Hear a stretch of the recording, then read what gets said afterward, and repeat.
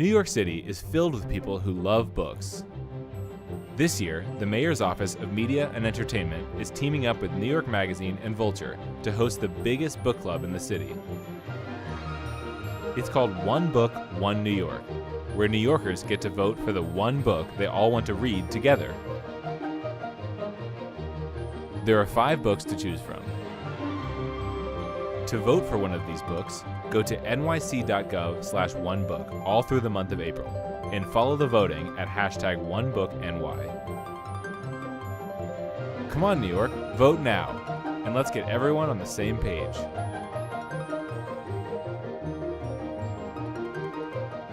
Hello, everyone. Good evening. Welcome. I'm Luis Tadamio. I'm the Director of Creative Writing here at the New School. We're so pleased to welcome back our friends from PEN America and the PEN World Voices Festival. We're especially thrilled to host this event, One Book New York.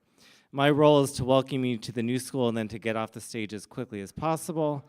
But first, I do want to thank PEN, New York Magazine, and the Mayor's Office of Media and Entertainment.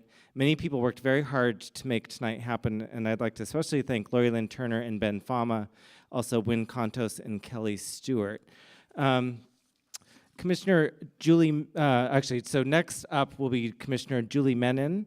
She is the Commissioner of Media and Entertainment for the city, and she's the conceiver of the One Book program. Her office oversees the creative sectors of film, TV, advertising, and 5 TV stations in New York City. Please welcome to the mic Commissioner Julie Menin.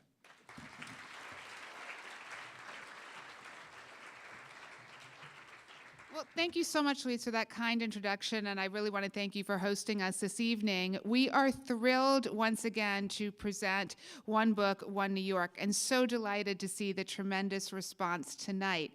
This is the second year that we've done One Book, One New York, and it's really an effort to bring the city together to read the same book at the same time, and to really spark a civic conversation and a civic dialogue about so many of the themes that are important to the city. One of the main policy reasons why we did this program, other than, of course, to support literacy efforts, is to support independent bookstores. We know that some of them have been struggling, and we really want to support them and encourage people to go to their local independent bookstore, and also to support the public libraries. We have over 5,000 copies of these 5 books at the 219 public library branches, so we're thrilled about that. We are delighted this year to be partnering with New York Magazine and Vulture on this program. They've been a terrific partner for us.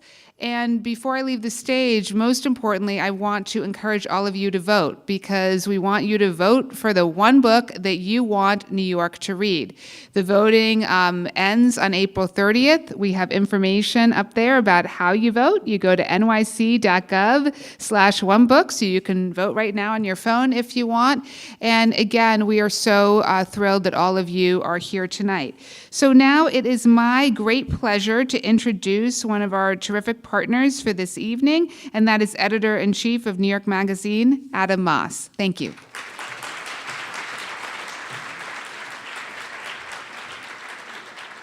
Thank you. Hi, everybody.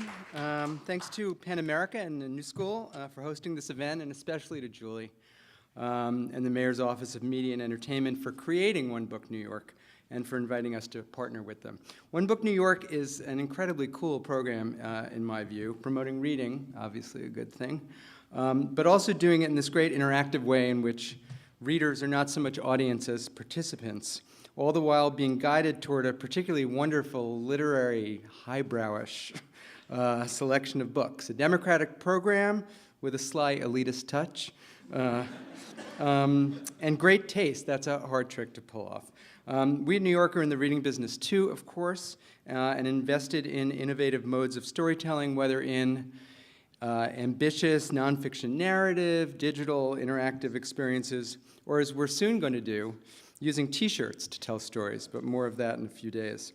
But we're also quite enamored of books themselves, writing about them, recommending them, staging our own reading groups all over our enterprise, in the magazine, on Vulture, on our political site, Daily Intelligencer, our women's interest site, The Cut, And we do this not only because we believe in books, but also because when we write about books, these stories are incredibly popular. It turns out readers actually like to read. Anyway, let's get right to the panel. It is my pleasure to introduce the panelist moderator, who will take it from here. Jennifer Finney Boylan is the Anna Quinlan Writer of Residence at Barnard College at Columbia. She's the author of 15 books, a member of Penn's Board of Trustees, and a contributing opinion writer for the New York Times. She is, in my opinion, a wonderful writer in her own right. Jennifer, it's all yours. Hi, everybody. How are you? Well, I'm here actually tonight wearing two hats, and the first is as trustee of PEN America. And on behalf of over 7,000 writers, translators, editors, and other members of the literary community who belong to PEN America, it's our great pleasure to welcome you to the 14th Annual PEN World Voices Festival of International Literature. PEN America is an organization that stands at the intersection of literature and human rights to protect open expression at home and abroad. We champion the freedom to write, recognizing the power of the word to transform the world.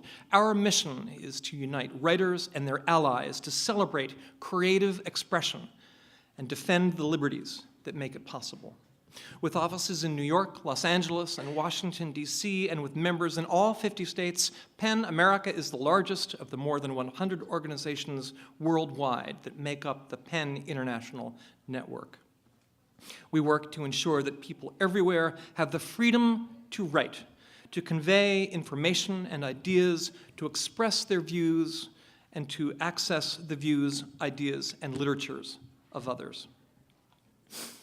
In the face of unprecedented threats to basic human rights at home and abroad, your support is more important than ever in protecting freedom of expression and a free press, defending fact-based discourse, and resisting measures that would impair the free flow of ideas.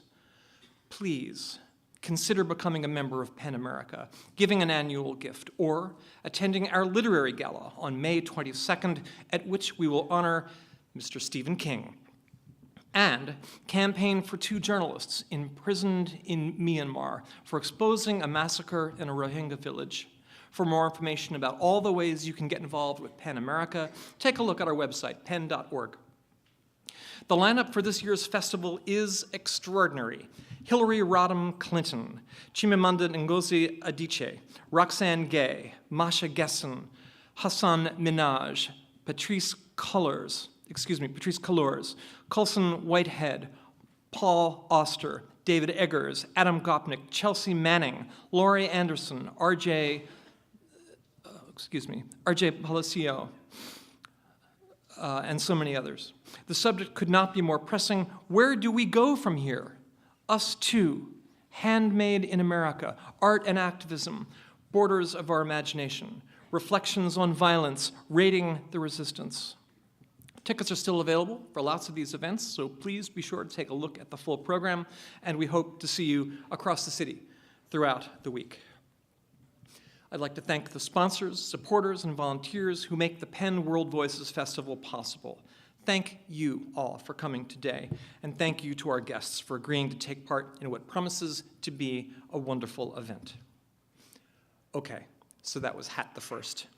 Now, please welcome these wonderful authors to the stage tonight.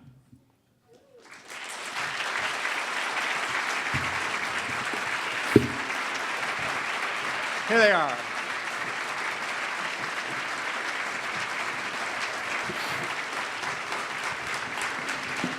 Oh my goodness.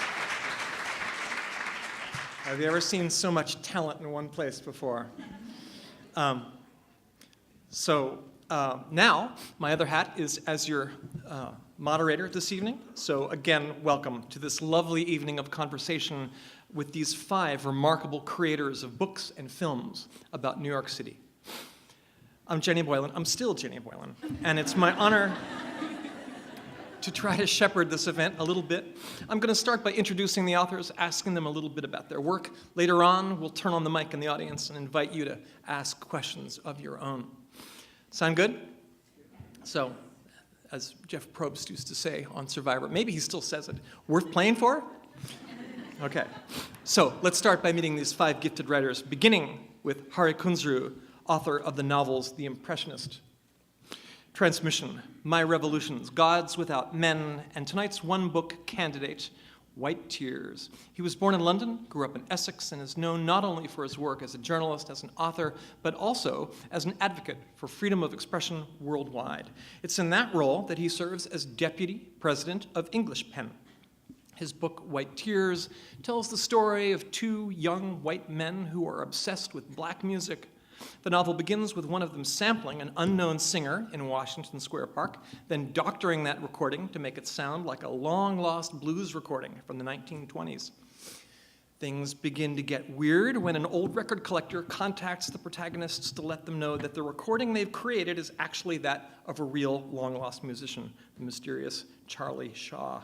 White Tears is a story of cultural appropriation, whiteness, blackness, music, and of course, New York City. Give it up for Harkins Roux.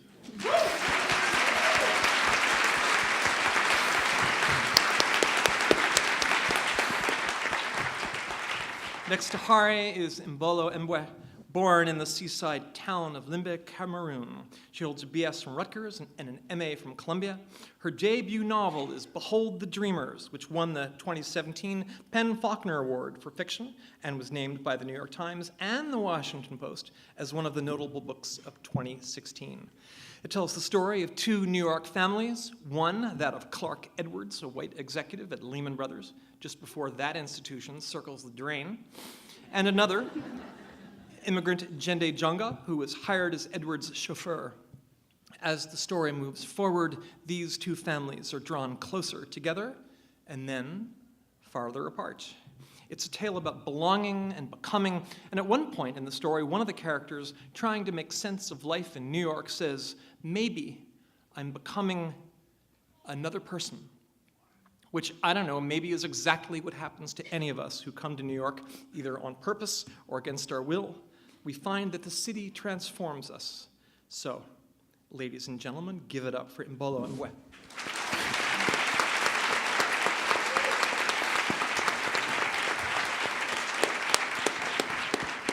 And here's Barry Jenkins, originally from Liberty City, Miami. He now lives in LA, winner of the, what's this? Oh, the Oscar for Best Picture.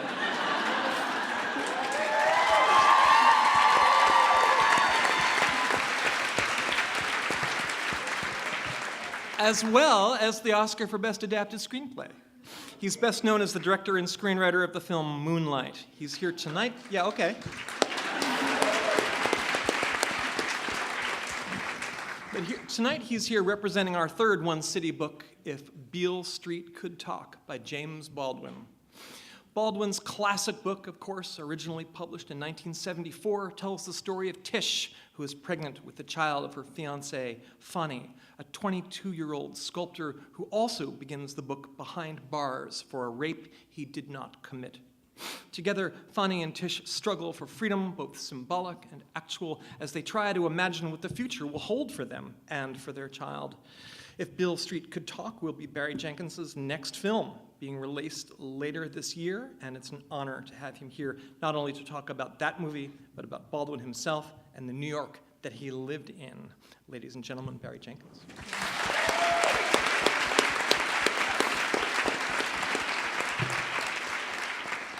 Next up is Jennifer Egan, president of What's This? PEN America, and author of, among other things, A Visit from the Goon Squad, the winner of the 2011 Pulitzer Prize for Fiction.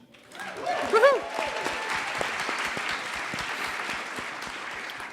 Her One City book is Manhattan Beach, a story set in Jenny's home borough of Brooklyn during the 1930s and 40s, where her heroine, Anna Kerrigan, is working at the Brooklyn Naval Yard as part of the war effort, and where she also finds her life intertwined with a gangster, one Dexter Stiles. There's a lot going on in that amazing book, but certainly readers are going to long remember the description of young Anna Kerrigan learning to become an underwater diver, a job which theoretically women aren't supposed to do, but at which she quickly puts all the men to shame. It's also a book about the relationship between New York City and the ocean that surrounds us, a thing that makes us think simultaneously of danger as well as adventure and escape. Here's Jenny Egan.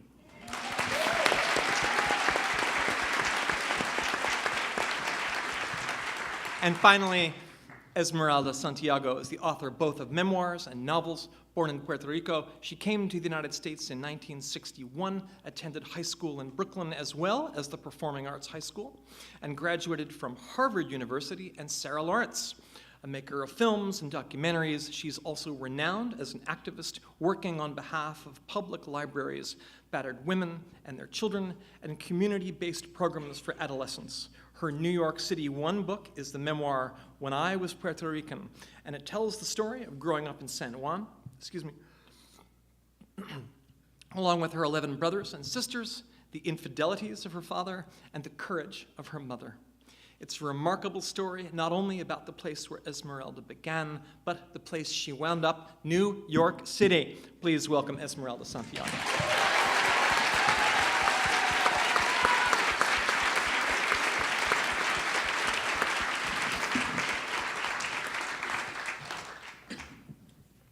Okay. Hi, is this on? Yay. Now I'm sitting down. That's much better. So I want to begin by going back to that line from Mbola's novel, Maybe I'm Becoming Another Person. For those of us who are from New York, as well as those of us who came here to find ourselves to live in the city, is to be aware of the way New York, to say the least, alters who we are. So let's begin with Hare.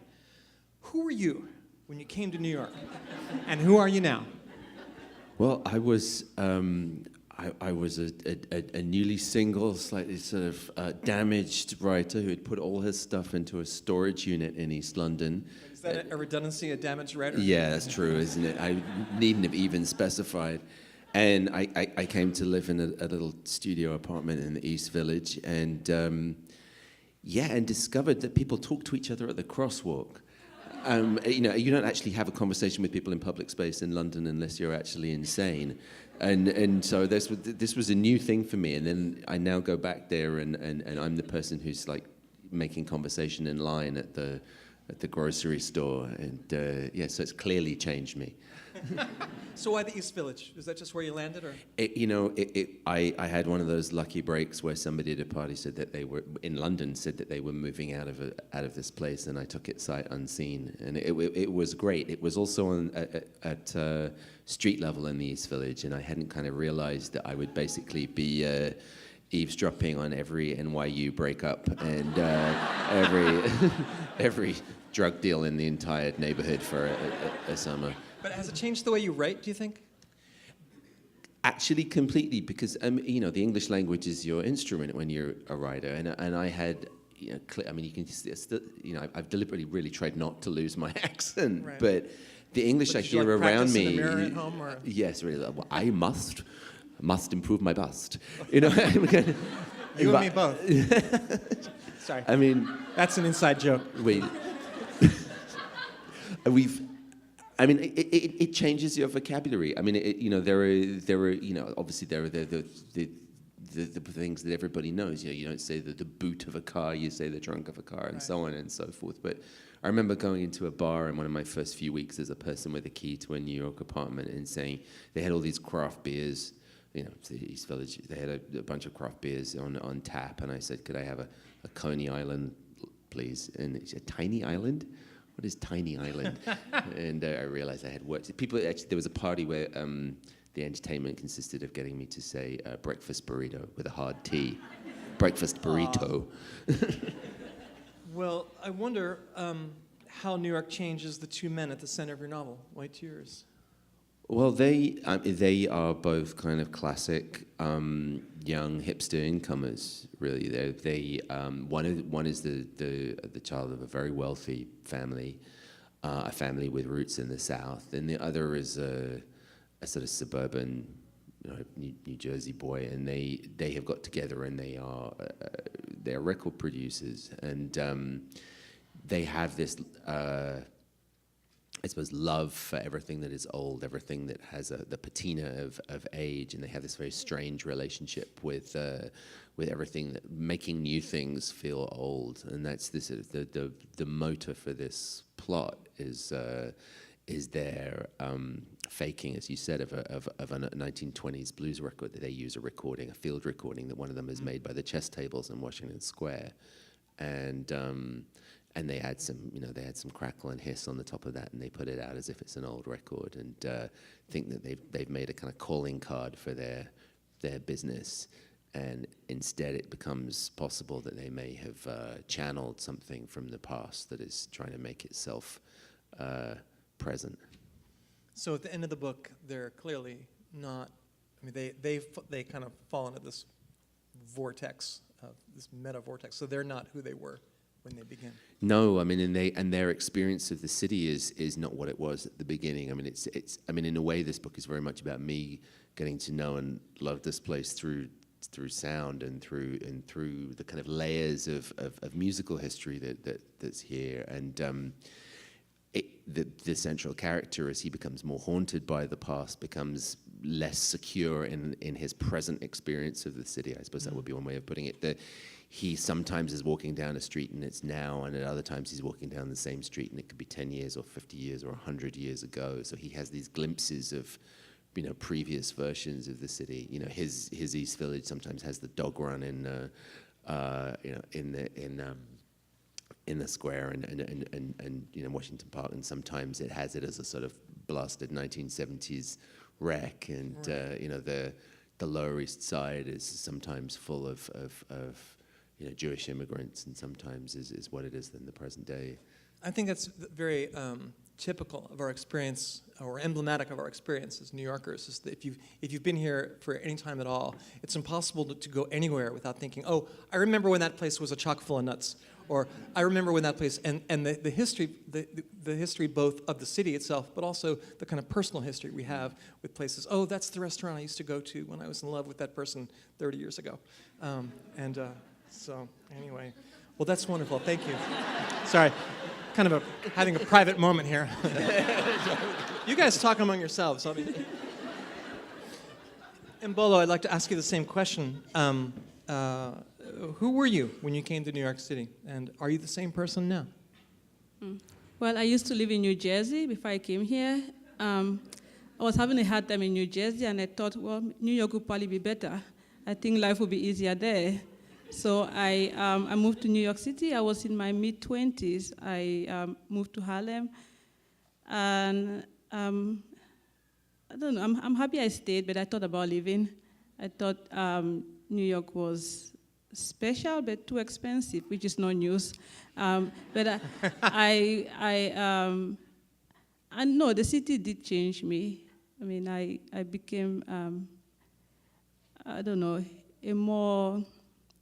a tougher person. I think I became tougher because I don't know, it was just a place that I had to be tough, and I didn't think about moving back to New Jersey, but I thought, that maybe I should move back to Cameroon, to my country. Yeah. And I did not. That influenced my book a lot, because my book is very much about, being conflicted about New York City and, going back to your home country. Yeah. When your character, Finney, says that line, I think I'm becoming another person. Maybe I'm becoming another person. Is she saying that as a good thing, that she's changing? Is there sadness in it as well? No, it's not a good thing. It's, I think it's some sort of, she's saying that after having done things that she wouldn't have done if she hadn't moved to New York City, which I'm sure we can relate to. You find yourself doing certain things in this city, and you're like, well, I never did those things before, and that is what happened to Nanny. It was mostly a survival thing, like being in New York City, becoming a New Yorker forced her to compromise on who she was. And I could relate to that myself. Yeah. Jenny Egan, you came to New York City from Chicago. What was it you were seeking when you came here? And is it fair to ask if you found what you were looking for? Well, I didn't really come here from Chicago because I lived in Chicago only till I was 7. Then I lived in San Francisco, went to college in Philadelphia, and then lived in England for 2 years. Then I came to New York. Okay, let me just change my notes here. So, Right, that's what I meant to say. yeah. So I got here. I had been I had a scholarship to study in England for 2 years. So I'd had a very cushy life of checks rolling in and getting to travel. And I had written a novel that no one had seen, that no one had read. And I thought it was. I just thought it. I hoped, but I really kind of believed that it was just amazing. I hadn't actually read it over very carefully. It looked great, as all manuscripts do. So I came here with a lot of, I just had no idea what I was doing. I rented a foam couch. I took someone's place in an apartment in the Upper West Side, sharing it with someone I didn't know, and I was facing the air shaft.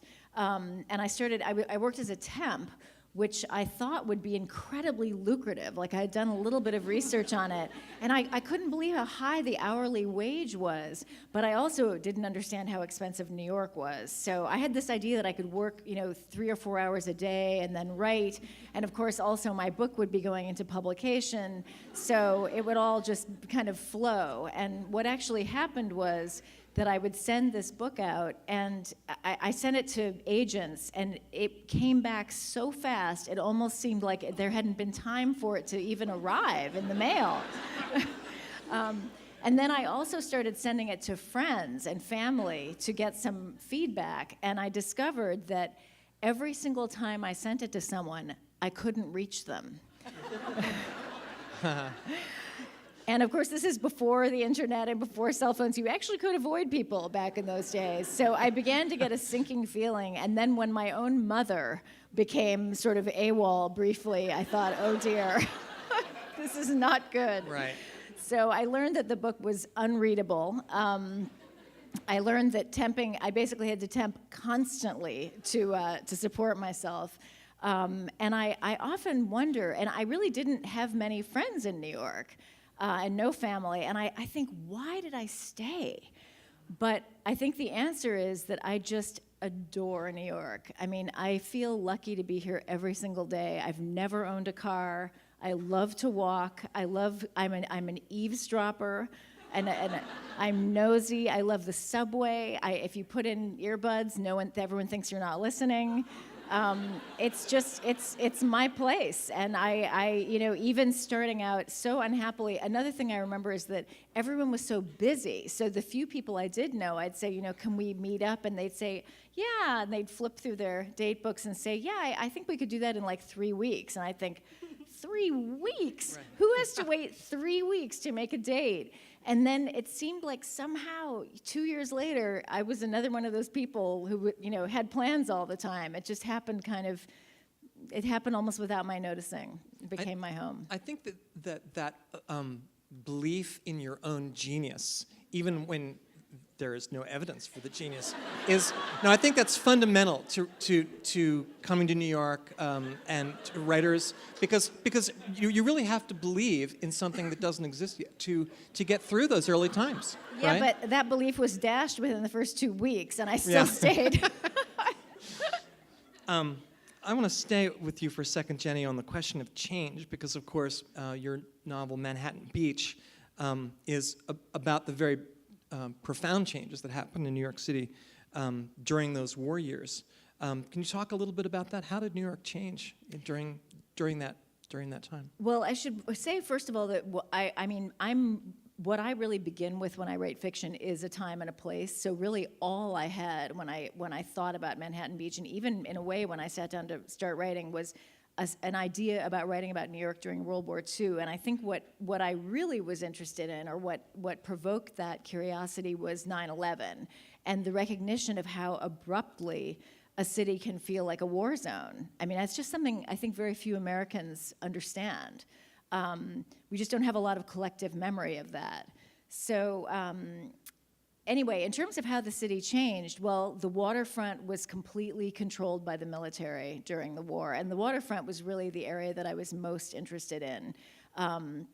the Brooklyn Navy Yard was the largest builder and repairer of Allied ships in the world, which was something I didn't know. They repaired about 5,000 Allied ships and built 17 battleships, including the USS Missouri, where the Japanese signed the surrender. And one of the interesting things about researching this book was feeling more viscerally what some of these stories we've all heard really meant. And the one I'm thinking of is women had opportunities that they hadn't had before. They were not just invited, but sort of begged to come and work in industrial jobs. And then they were all fired and expected to go back and bake cookies or whatever. And I worked on an oral history project with the Brooklyn Navy Yard and the Brooklyn Historical Society, and we were doing this luckily between 2005 and 2010. So we actually had the chance to interview and be present for interviews of maybe 20 women who had worked at the Navy Yard, and they were in their 80s then. And many of them, of course, have passed away since. And there was one woman named Ida who was a welder, and she was clearly had loved welding. She talked about it kind of sensually, even as an 80-something-year-old. And she was very small and slight. And women were not allowed on ships for the first couple of years that they worked at the Navy Yard because there was fear about what would happen if men and women were close together in these very tight spaces. I think we know the answer to that question now. But the women protested. I mean, they were working at a Navy Yard, and in fact, it ultimately behooved the Navy Yard to have them on the ships because the women were so limber and tended to be smaller, and Ida was very small. So she was an incredible welder and had a lot of seniority, but the women were all fired before the war ended, and Ida was working class, and she thought, I don't want to go back to the phone company, I want to keep welding. And every time she applied for a job, she was laughed at and treated with contempt when she had been praised and promoted for doing exactly that work even 6 months or a year earlier. So those were the kinds of ways that the city changed. I mean, people really did different things. It was a very liminal time. And it was fascinating to learn about all of it. Thank you for all of that. Esmeralda, I suspect that you're not the same person you were when you were 13 years old. Do you remember who you were then? I mean, of course, that's one of the fundamental challenges of writing a memoir is remembering the South. Who was that South? The girl who arrived here on August 21, 1961, to be precise. It was raining. And I had been born in the San Juan metropolitan area, but my family lived in the rural part of Puerto Rico, very rural. We had no electricity, no running water, and so I was a little jibarita, and that's what I thought I would be the rest of my life. My younger brother had an accident with his foot, and the medical system there was telling my mother they were going to amputate his foot. And so my mother said, I'm going to New York, where her family lived. I now realize that my brother's accident was the precipitating factor. She did go back, and he was a lot better, but then she came back to get us and to bring us to New York. And so I remember arriving on that evening in August, and maybe a day or two later was allowed to go out into the street just to see where I was. And this young girl was skipping rope and started talking to me and said, are you Hispana? And I'm like, no, I'm Puerto Rican. And she said, well, you know, people like us are Hispanics here in the United States. And this was probably one of the most terrifying moments of my life, because all of a sudden I said, wait a second, yesterday I was Puerto Rican, and just because we came across the ocean, I am now something else. And indeed, that was the big question for me for years after that. Who was that girl? Who am I now? Who do I want to be? And how do I create the person I want to be?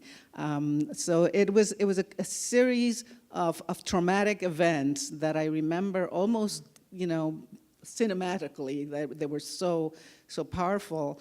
And I know that it wasn't just that I was Hispana as opposed to Puerto Riqueña.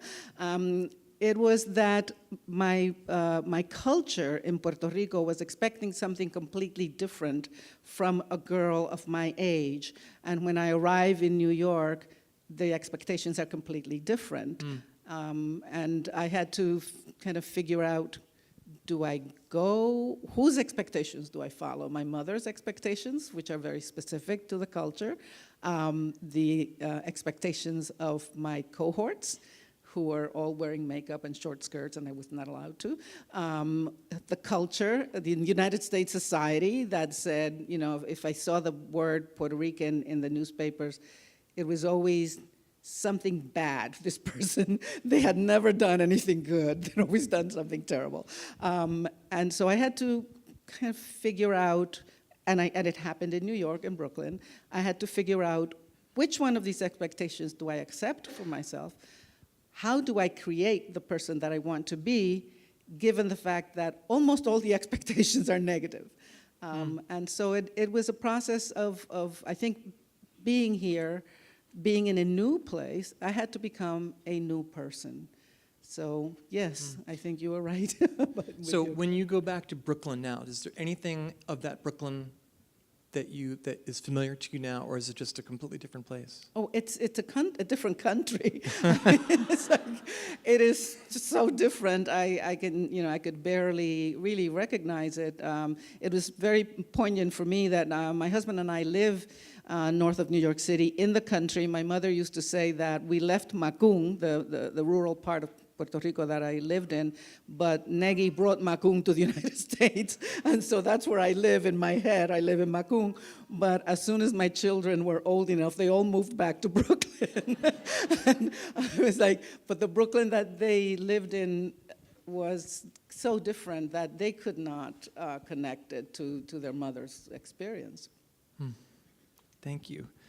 Barry, I'm eager to hear about James Baldwin and the New York that the characters in If Beale Street Could Talk live in. Is that also a vanished place, or are there ghosts of it still here? I don't know if it's a vanished place. You know, the city is very different physically than it was in 1974, 1972, 1968, the time period that the movie, that the novel traverses. I'm deep in post right now, so it's like the movie and the book, it's like it's a line that blurs. But you know, Terrell Mcrainey, the playwright who wrote In Moonlight Black Boys Look Blue, he came and saw the film recently, just like a week ago. And you know, Terrell has spent a lot of his life in New York, and Miami and London, but he knows New York a lot better than I do. You know, he could maybe consider himself a New Yorker, maybe, but he's very soft, so I don't know if he can get away with saying that. But he said, you know, it's very interesting because the New York physically that existed at the time of this book does not exist in the same way. One of the main characters, Finney, is trying to find a loft. You know, there's literally a line where he says, they got lofts standing empty all over the east side. And you go, and now? Hell no. They have $5 million lofts that are not empty all over the east side. So physically it's very different, but Terrell made this beautiful comment after seeing a cut of the film. He was like, oh, you made this New York. It's not a New York of places, it's a New York of faces. And I think the faces that existed in the time of Baldwin are still present in the New York that I see today and in the New York that we made this film. And in that way, there was this beautiful currency between the movie we made and I think the material that we were adapting, to the point that we went up to the Bronx to recreate Little Italy, to create this tomato stand in the village. And I walked in, and I was in a time warp. You know, there were like 5 generations of bakers on this wall, and this dude was like giving me all this bread. And I turned around, and I was like, oh, so you know we're here to make this movie? He's like, do I know you're here to make this movie? He's like, I saw Moonlight 3 times. I read Giovanni's Room 5 times. And it was one of those really clear moments where I thought, oh, people know this material. These people, in a certain way, are this material. So it was a really beautiful experience in that way. And then it's just movie magic, you know, to make the faces, put them in the places. I'm wondering also about the spirit of New York. The spirit of, we were talking before about how Beale Street has these tensions in it It's a very dark book. There's some really bad stuff that happens to people that we have become very, very fond of. But there's also, I think, a tremendous there's kind of an optimism. Fanny and Tish believe in their child. They believe in their love. It's a very romantic book. So, do you think that kind of optimism in the face of all the trouble in the world, is that a part of New York, a New York way of looking at the world that's changed or vanished, or do you think it's still around? Yeah, I mean, there's a duality in the book. I think, look, Baldwin had a lot of very serious things to say, but I think he used this very beautiful couple in a very pure, and almost like the purest love you could possibly imagine, to sort of place in juxtaposition to a New York that was, over the course of the next 10 years, slipping into a very dark place. I think this sort of hope or optimism is running directly counter, is directly opposed to a certain cynicism with both the city and the country, with what African Americans are going through at the time. And for me, it was a very rich thing to undertake, because in one scene, you have just the purest example of young love, and that's both in the emotional undertaking of the characters, but also think too in the vocation. Fanny is a sculptor from Harlem who leaves high school and just wants to find a loft on the east side to sculpt, and he takes his young bride with him. That nothing is purer than that. He wants to make a world of two things, of his wife and his vocation, and yet the city at that time, certain elements of the city, decide to squash that dream in a certain way. And I think in the hands of James Baldwin, it's almost like a bunch of billiard balls on a pool table, and some of them are very pure and some of them are very dark, and he just throws them all on the table and watches how beautifully and horrifically they clash and clang. And I think that as you go around the city today, you can still see remnants of some of those things. It's a much more cleaned up New York City. But I do think the tension that was present when Baldwin wrote this wonderful piece of material is still there. But you guys live here, and you obviously love it, because I think the love and the romanticism is there as well. Thank you. The question of researching a story is one I think that all writers struggle with, even those of us writing memoir, even those of us who are telling the stories of our own lives, or people very much like ourselves. But I think even if you're telling a true story, it's still a work of the imagination. So anyway, I thought maybe we could talk about the issue of imagination and research. So I'll come back to Hari and ask how much historical research or other research was necessary to create White Tears? Well, obviously, it's a book that deals with the past, and there was quite a lot of straightforward library research, but there was also a lot of research I had to do about sound and about how one thinks about places in terms of sound. And so I suppose the most unusual thing I did was developed a habit of recording my walks around the city. I got these little microphones that fit into your ears like earbuds, and they're called binaural microphones, and they give this stereo image that's very interesting. When you turn your head, the recording changes slightly, so when you play it all back, you can really hear how you move through a space.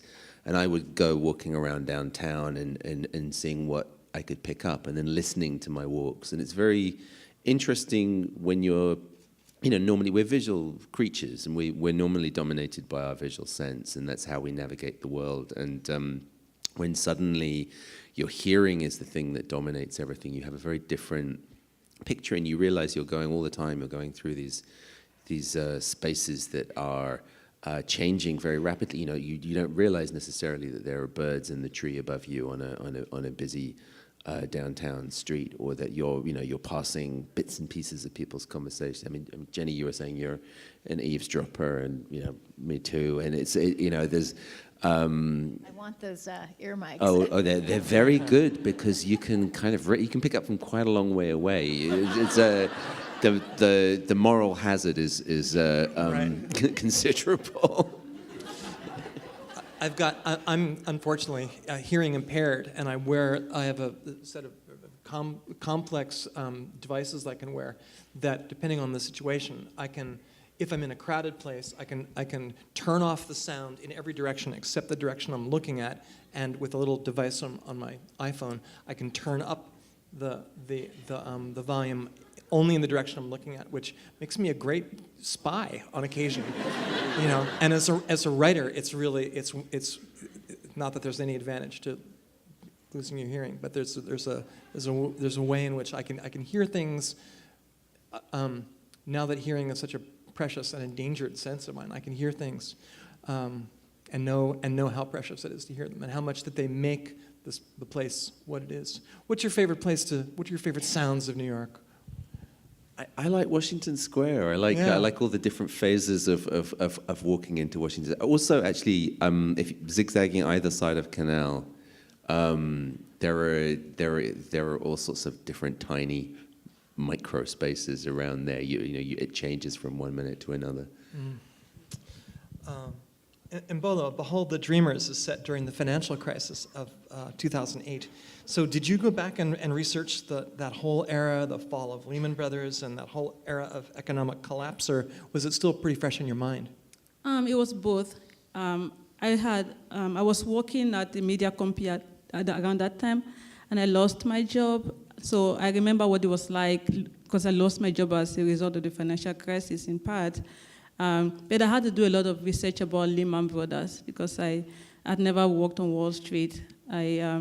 I hoped to work on Wall Street at one point. I tried to get a job at Goldman Sachs.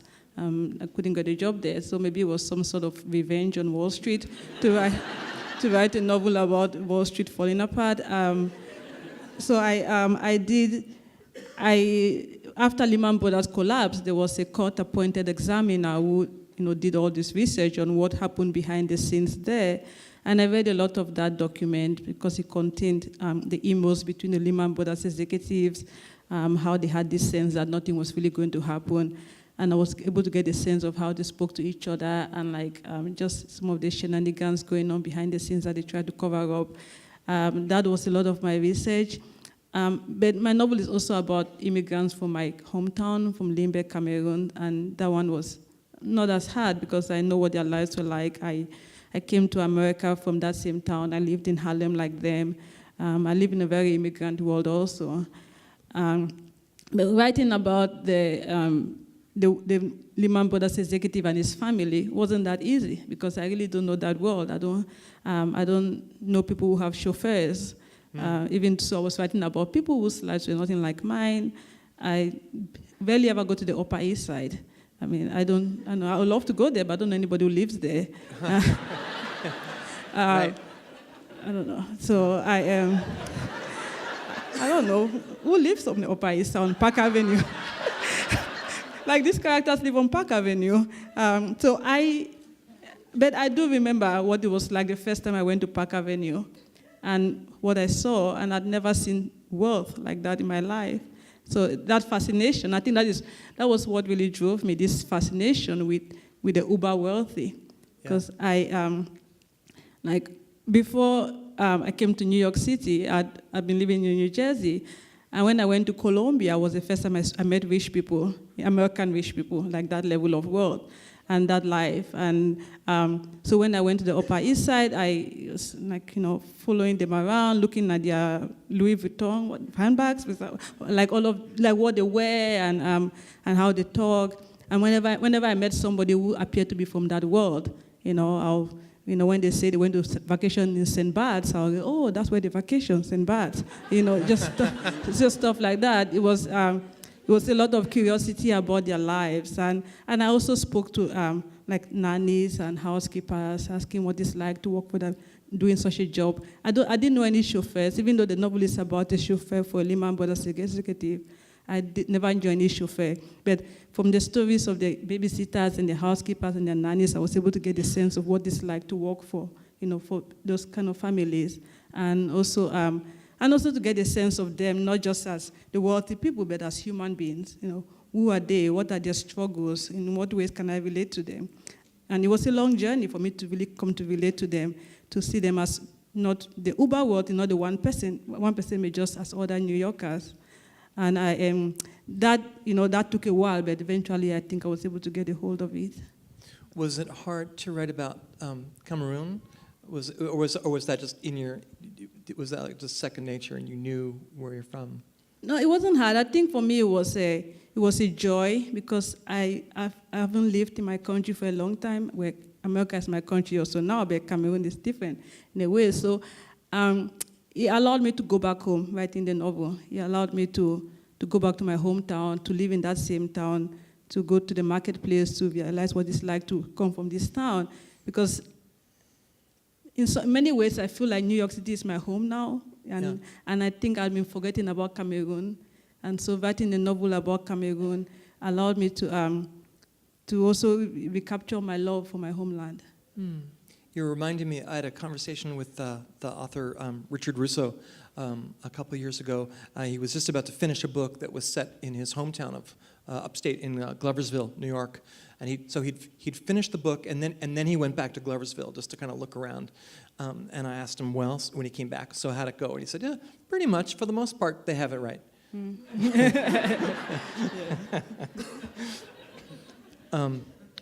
Barry, I think one of the challenges in making a film based on another work is the question of how true to your source material you stay. And given that you've, won an Oscar for Best Screen Adaptation, I'm guessing it's something that you're probably pretty good at. Can you talk about adapting Baldwin? Yeah, it was very difficult. Yeah, I would think so. Well, because I didn't grow up worshiping at the altar of Terrell Mcrainey, because I just didn't know Terrell, but I did grow up worshiping at the altar of James Baldwin. So, and also too, this is the first time that any Baldwin piece will be adapted in the English language. So it's like a lot, not to put any more responsibility on myself, but it was a lot. And also, too, I just think the book is absolutely beautiful and wonderful. So for me, it was more about pruning in a certain way. It was about trying to coalesce the thoughts and ideas in the book into something that felt like cinema and not like literature. Because the book is nonlinear. It's very point of view. You're in Tish's head for a lot of this novel. And for me, that's a very rich thing. I think, I said during the promotional tour for Moonlight that film is not the best artistic vehicle for interiority. And Baldwin's stock and trade is the interior lives of his characters. So it was actually a great challenge, and to be one of the most rewarding things I've ever done as an artist, to take that interiority, the interiority of a master storyteller, and translate it to screen. The really cool thing about this was I'm the writer and the director. And so the director in me could really take this idea of a literary interiority and see how can I visually translate that. And Hari was talking about sound. I'm a little bit that way myself, and because I'm not a New Yorker, I tried to be a termite about working here. And so myself and my cinematographer would always take our iPhones with us, and if someone was busking, we would record the busker. And my favorite place in New York is underground, because I don't live here, I don't deal with it 12 months a year, but I love being underground in the subway. And there's this very simple passage in the book where Finney is sculpting, and I have the lines memorized. It's very simple. Finney is working on the wood. It's a very soft wood. He doesn't want to defile the wood. And I was like, I need to visually translate that. And so we took the roof literally off the set, and Finney lives in a basement apartment, but this is heightened imagery, and we poured light through the ceiling. And James had been on the F line, and some woman or man was playing a saxophone on the F line, and they were just playing their soul through the saxophone. He took out his iPhone, recorded it, and it's played in minor keys, and then there's all these arpeggios, and then the song descends. And as it descends, the train comes in the station from afar. You just hear this rumble. And so I'm in this set, built by Mark Freeberg, an amazing production designer. The roof is off. Stephan James is sculpting to Baldwin's words, and some person who I will never meet is playing a saxophone underground, and the rumble of New York City is in my film. And that's what translating or adapting the book was for me, and it was just a wonderful experience. Wow. Thank you.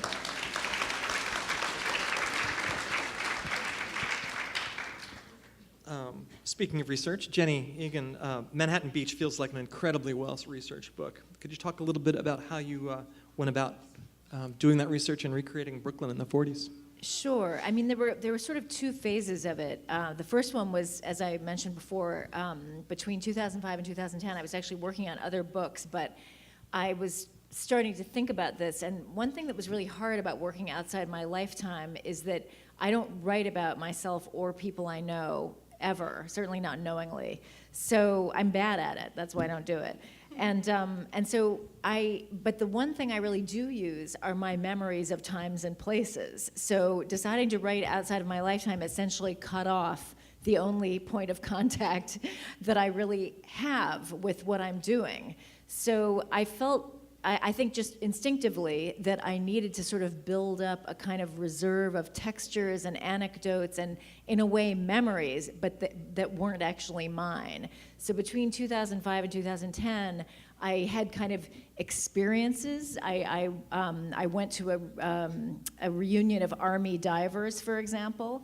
I had gotten interested in diving because I had visited the Navy Yard and learned that diving was an important part of ship repair, and looked at a picture of someone in a Mark V diving apparatus, which is what anyone would kind of conjure. It's very archetypal with the spherical helmet. And I saw that picture, and it was by a guy who was reminiscing about having been a civilian diver at the Navy Yard during the war, and I had this particular kind of excitement that I've learned to pay very close attention to, because it means that something is going to lead somewhere in fiction. So in 2009, this is even before I was still finishing a visit from the Goon Squad, I went to this reunion of divers, and I was, one of the things that the reunion offers to its participants is the chance to wear the old equipment, the Mark V, and dive in a tank. Oh my gosh. And so these two guys who were Vietnam War vets who had been very helpful to me offered to dress me in the Mark V, and I, of course, said yes. And so they did.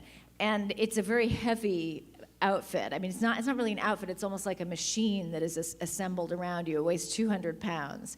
And so it was extremely uncomfortable to wear it, and I stood up very briefly. Luckily, someone had a camera for that millisecond that I was on my feet. But the ways in which that research, that kind of experiential research, were helpful was not even in the fact that when it ultimately, years later, I started writing and did indeed write about diving, I could write about how uncomfortable that dress was, because I don't think I needed to wear it to conjure that. What I might not have expected was something completely unexpected, which was the strangeness of being dressed by these two guys. Now, every diver, at least wearing the heavy gear, has two tenders, and divers and tenders alternate. And the job of the tenders is to, first of all, dress the diver, and that's the first step of the second job, which is keeping the diver alive, monitoring what's going on, watching the bubbles, watching the gauges, communicating with the diver by rope pulls if there aren't. If there's no, radio communication through the helmet, which there wasn't at the Navy Yard at that time. So when I had talked to these guys quite a bit and interviewed them, but suddenly I was wearing long underwear and they were kind of handling me. And at first I felt really awkward, but they clearly took it to be an absolutely normal thing because it's part of what they do. And then I settled into finding it very comforting in a sort of domestic way that was also felt like it was work. So it was this odd kind of physical intimacy that felt routine and very comforting, but also really different from anything I had experienced. And that ended up being very important in the book. So there were all kinds of ways that this research, which left me with nothing more than a sense of some of the worlds that the book would encompass. Ultimately, when I started writing, and my first drafts are very spontaneous, so I don't really know what's going to happen, they impacted the plot very directly. So the research was crucial. And once I started writing, then I kind of started to know what my story was, and I continued to research assiduously. Thank you. Esmeralda, when I was Puerto Rican, was published in 1993. Decades after you came to America. Did you need to do research to recapture the person you'd been, or was she right there waiting for you? Well, I was there and I knew what happened, so I didn't really have to do research the way that I have had to do research for a historical novel that I wrote many years later. I approached writing the memoir from the perspective of, if I remember something, then I should write it up, you know. So my first draft was something like 1,000 pages. I just wrote everything that I remembered, and then as I went through the process of cutting out most of it, I realized that there were some things that I needed. There were some markers that I wanted to provide both for the readers, but also because they were important to me. And so, for example, I have a very strong memory of the very first time I was alone with my father traveling to San Juan, and we stopped in a little cafetín, and he got me some food, and I remembered the music that was playing, and all those kinds of memories came very, very full. And so I just wrote them the way that I remember them. Later on, I did do a little bit of research for the memoirs in terms of, what was, I was a teenager. What was the most famous song in 1968? Because, of course, I remember the music, but I didn't have it specific to that summer, let's say. And so I did go back and I tried to figure out, I know R-E-S-P-E-C-T was one of my favorite songs, but when was that? And when was that on the radio all the time? And so I just kind of fact-checked a lot of my memories. But it's a very interesting thing about being a memoir writer is that you're writing what you remember and what you saw and what's your story. And if I had consulted my siblings, the story would have been completely different because I'm the eldest of 11. We had the same mother, but we all had a different mother. I am a whole generation apart from my youngest sibling, and so we remember things in such different ways. I think that I was a writer when I didn't know that I was a writer. When I was preparing to be a writer, I was remembering things. I was collecting stories for myself, and I paid attention in a way that I think my siblings didn't have to, or didn't want to. The interesting thing about when I did start writing a memoir is that I had actually deliberately blocked all that time after, I was born at Harvard, I mean, I really felt like I could not go back to that place in Puerto Rico. I could not go back to that place in Brooklyn, in those crowded apartments with, my drunk grandmother, and just places, memories that were not pleasant for me and that were very challenging. And so I did everything I could to forget them. And when I had my first child, all of a sudden those memories just flooded into my imagination. And I think it was because I realized, oh my goodness, I was born in Puerto Rico, I grew up there, then I had this huge experience of learning language and climate and history and all these things, and who is going to tell my son who their mother was like? And no one could tell that story, and so I began to write from that perspective of trying to let him know that their mother wasn't just this suburban lady in southeastern Massachusetts who used to hang out with all the nannies because they all thought that I was a nanny of my child. And then all of a sudden realized just how much I had changed. I had become another person, and then it was the process of writing the memoir was to recapture Esmeralda Santiago, not Esmeralda Santiago. Right. We are shortly to go to questions from the audience. There will be microphones. There are microphones up here toward the front. So we'll get to that in just a second. But before that, I guess I don't feel right talking about a memoir about Puerto Rico without acknowledging what's going on in Puerto Rico right now. the suffering, the real suffering that's going on there, and the neglect that our government is, the way in which our government is making that neglect worse and making the suffering worse.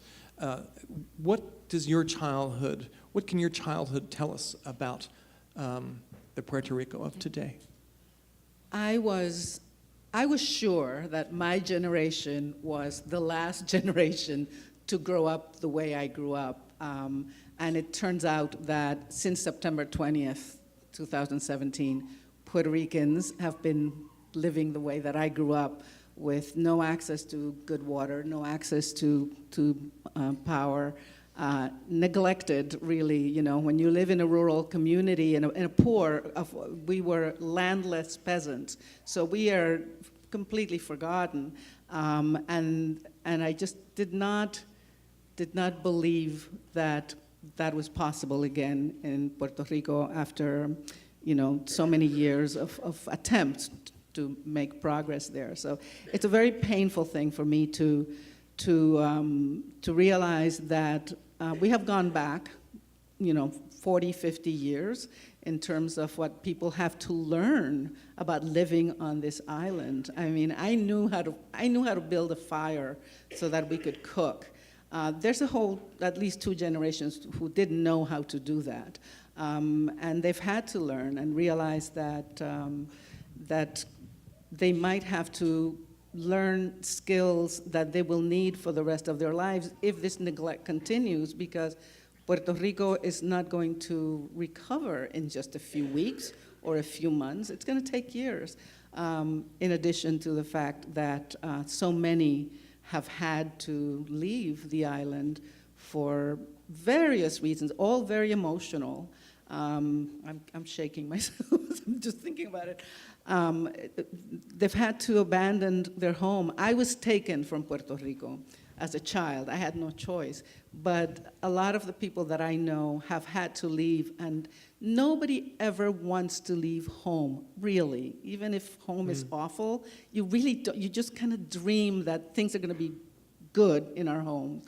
And so those of us who are here, we're remembering the place that we were in, and hoping for the best for the people who are there and trying to support them as much as we can, and hoping that people will continue to think about and remember Puerto Rico and its people, because we are American citizens, and we're doing everything that we can to make things better, but we do need help.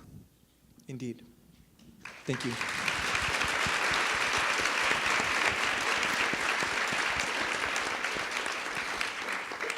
Well, why don't we turn to you, members of the audience. You'll see mics on the left and right, and if just a couple requests of you, please. If you're going to ask a question, please make it a question rather than a statement or a speech. If possible, also try to keep it brief. And if you would, please let us know if the question is to a specific panel member and who. And I want to see if we can get as many questions as possible. So, ready? No, why don't you go first? Oh, I can go. It's a little tall, so I'm going to hold it. My name is Matthew. I'm a poetry student, MFA, here at the New School. I'm also a little tipsy, so I wrote my question down. A lot of wine at the reception. My question is actually for Jennifer Egan. I'm wondering, do you think, like I'm working through thesis now, and even in watching a film like Moonlight, I'm wondering, do you think in the US we are coming into a moment where stories by Black Americans and other people of color are being institutionally elevated without the need of an obvious entry for a white gaze? I think even when looking at a moment in movie like Moonlight, I had to ask myself, was this a fluke, or are we really championing these stories and wanting to see those more on the screen? So that's to Jenny and to Barry. I feel you're more qualified to answer that. I guess what I would really say is I hope so. And I feel that, I mean, I've been I published my first novel in 1995, so I've been publishing for a while and been in New York and sort of observing the literary scene to some degree. And I actually feel that things really are changing in that way. It feels that way to me, like something is actually different. And that's wonderful. I mean, I don't know, and maybe, you know, as a white person, I may not be the best qualified to speak to whether that change feels real or visceral. I'm an observer. But it looks to me and it feels to me to the degree that I can feel it, like it is changing. And I feel that is the best thing for all of us, because I think of James Baldwin in the remarkable movie, I'm Not Your Negro. The thing that he said in that film that was so profound for me was that the idea that racism is just as, I mean, it's obvious the person who suffers is the victim of it, but the person whose soul is really corrupted, the person who's sort of lost, is the person who feels it, who is a racist. So that, I mean, the point that Baldwin made that was so remarkable is, you know, America has to solve this problem or America itself will be poisoned. And that was really profound for me. So I can only hope that in the publishing industry and in all of the arts, we are moving beyond a point where those kinds of prejudices are being exhibited and felt actively. Barry? I was just gonna say, yeah. I don't think it's a fluke in the sense that, you know, there's about to be a new census. I think when that census, if it's done correctly, I think you'll see that the America, the archetype that we think of as America is not the America we actually live in, despite, hell, even the election. You know, more people voted for the other candidate, so it's not the America we actually live in. And so, as far as it pertains to Moonlight, you know, whenever this question comes up, the thing I always like to say is, it's like the Pepsi blind taste test or whatever the hell that was. Like, if I say, oh, Moonlight won Best Picture, it won Best Picture because of political correctness, or they had to, you know, correct course after Oscar So White, et cetera, and so forth. But if you just said, movie A won Best Picture, and then I gave you metrics, you know, whatever metrics we could actually find. I mean, it's all critical opinion, but if I said the movie with the highest Rotten Tomatoes score in this year won Best Picture, the movie with the highest Metacritic score in this year won Best Picture, the movie that won this Critics Guild, this Critics Guild, this Critics Guild, like critics like New York, LA, National Board of Review, this movie won Best Picture, you wouldn't question it. But if I said a $1.5 million movie made by a second-time filmmaker about a boy whose mom was addicted to crack cocaine won Best Picture, then you go, oh, it won Best Picture because it's a movie made by a second-time filmmaker and the projects, you know, about a boy whose mom was addicted to crack cocaine. So I think that's one thing, but the actual movie, nah, it's not a fluke, bruh. At least I don't think so. but it's the way. It's the way we box things, and it's really easy to allow things to be boxed in a certain way and then another way. So keep making your stuff, bruh. Yeah. Thank you. We'll go over here. I will be brief, but I do have a quick comment and a question. My name is Annie Day. I work with the Bob Avakian Institute. He's the architect of a new communism and recently gave a talk on the roots and the dynamics of the Trump-Pence fascist regime, and this goes into my question. And people should watch the film because the understanding of what we're actually facing is little confronted. And in that talk, he argues when people say, oh, fascism, it actually couldn't happen here. He says, okay, yeah, in the land of slavery, genocide, the genocide against Puerto Rico, which we're watching now, no, fascism couldn't happen here. And obviously it can, and we're watching it. And so the question, it comes back to where you opened, that I'd like to put back to you guys is, how are you seeing this? I mean, it actually contradicts what you just raised in that contradiction, that you actually can have a country that is ruled over a majority, ruled by a minority in a fascist way, and we've seen it around the world. So how are you guys weighing your responsibility in this moment? What do you think we're facing? And again, I would argue if we don't act, we can't wait till 2018. We have to act ourselves in the streets in a nonviolent movement of millions. I won't say more, but that's my question to you guys, how you see that and how you see our responsibility, in particular to the people of the world. Any thoughts? Hari, you got any thoughts on that? Well, I took the Bob Faking question the other day, so it seems to come to me each time. Well, look, fiction writing is political. I mean, this is what I said on the radio the other day. It is invariably political in the stories that you choose to tell, the stories that you that you pick from the kind of flow of experience speaks to you know, a kind of political choice. I mean, clearly, I think we are in a moment of crisis. We are in a moment where it's very easy to be complacent, and I would hope that, I can't speak for anyone else, I would hope that my own work is a small part of pointing the way towards another world and another kind of settlement. Thank you. I also think it's really important to not be silent about our stories. I'm a memoir writer. I'm writing about a real person. In Bo's book, it sounded to me like a memoir because I was so engaged by these characters. And I think it's really important for us to continue to read about different kinds of people. Don't just write about people like you. Read about people like you. Read about people who are unlike you, because the only way that you can really change the world is to know something about people, about something outside of yourself. I could not have become the person that I wanted to create in myself without all the books that I read. You know, I was obsessed with Langston Hughes when, you know, I was a Puerto Rican girl in Brooklyn, and I was like just obsessed with that. And his experience brought me such comfort and so much information about the world that I could not have picked up in the very small world that I lived in. And so I think that the world needs more diversity in the arts in that way. But I also think we have to be aware, especially when we're reading about memoir, is that people are living in a historical time, you know, and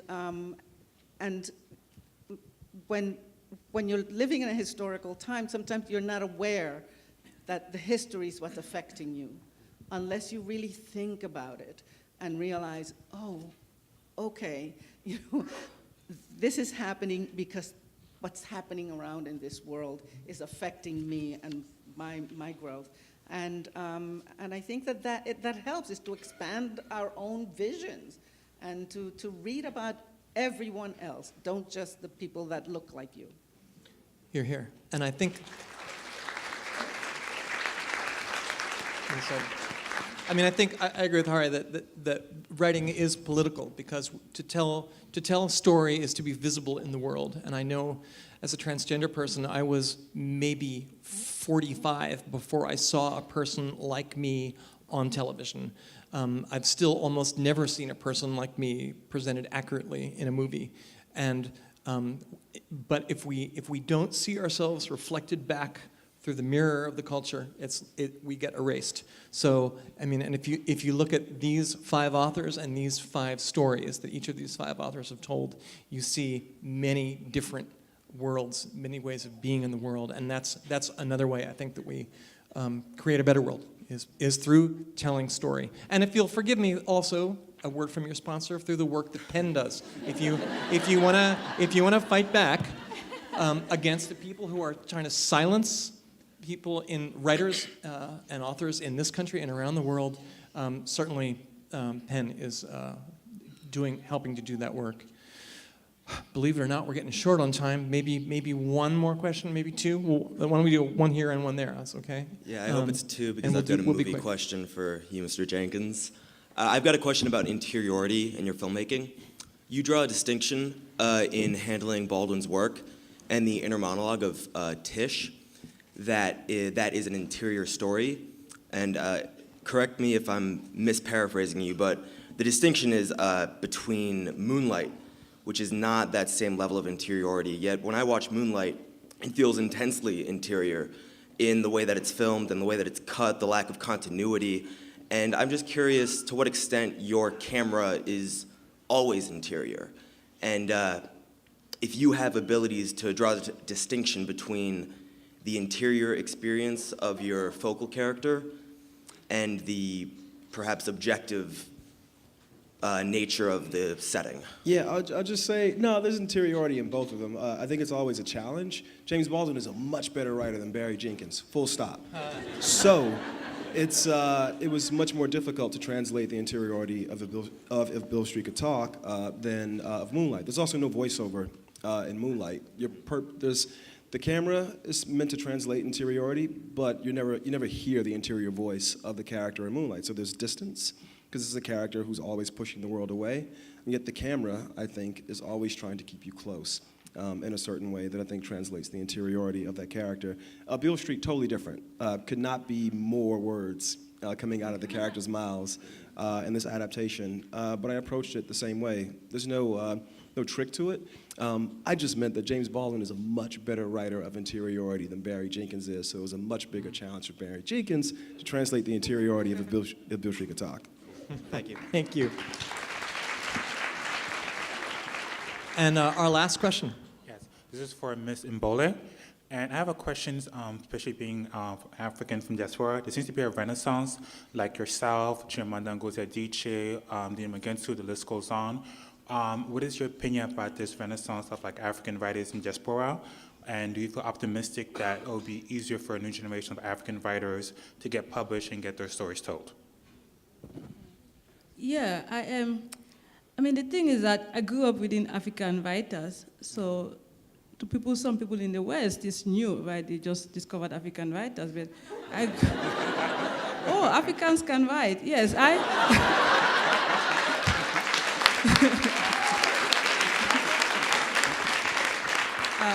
yeah, I mean, to me as a child, the classics were, Things Fall Apart and Cry the Beloved Country. Like, I never heard of Tolstoy or Dostoevsky, Ngugi wa Thiong'o. Those were the great, writers. But I also think that it's important that, we don't put all Africans in one basket. I mean, it is, they're very different experiences. I mean, Novale Bulawayo, she wrote a wonderful book called, We Need New Names. Yeah. She's from Zimbabwe, and it's a different experience.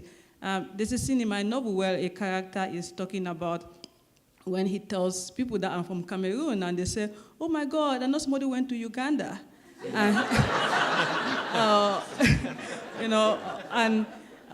and he doesn't understand that, so another person tells him, well, when an American, says that to you, then you should tell them, oh, I have an uncle in Toronto. That way they can understand that, it is very different experiences. I mean, I'll say that, like Anglophone Cameroonian, which is what I am, is quite similar to Nigeria, but it is also very different from Kenya, and the South Africans have a very different experience. Right.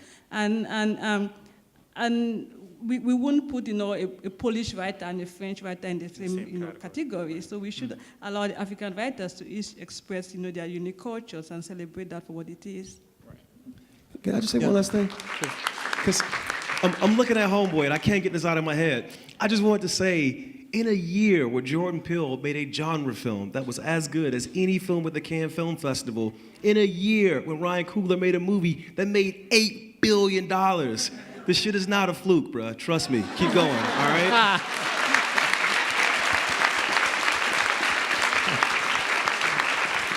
Yeah. Well, two things at the end here. First, you got to vote. I want to remind everyone here, the one book, well, actually, let's just pause that. First, you got to vote. But now, back to the one book thing. The One Book, One New York campaign voting continues through April 30th, and you can vote by going to nyc.gov/onebook. And you can follow along on social media at #OneBookNewYork. Actually, it's OneBookNY, so check it out. The Mayor's Office of Media and Entertainment, New York Magazine, and Vulture will announce the winner of this year's One Book program on May 3rd. So, to close, I just want to say that this conversation about New York, both the real one and the imagined one, puts me in mind of that great old movie, My Dinner with Andre, by Wally Shawn and Andre Gregory. And at the end of their long night together, Shawn you remember, takes a cab through the streets of Manhattan, and he says in a voiceover, so this is not interior, he says, "I rode home through the city streets. There wasn't a street, there wasn't a building that wasn't connected to some memory in my mind. There I was buying a suit with my father. There I was having an ice cream sundae after school. When I finally came in, Debbie, my wife, was home from work, and I told her everything about my conversation with Harkins Roux, Mbolo Mbwe, Barry Jenkins, Jenny Egan, and Esmeralda Santiago." Thank you all, and good night.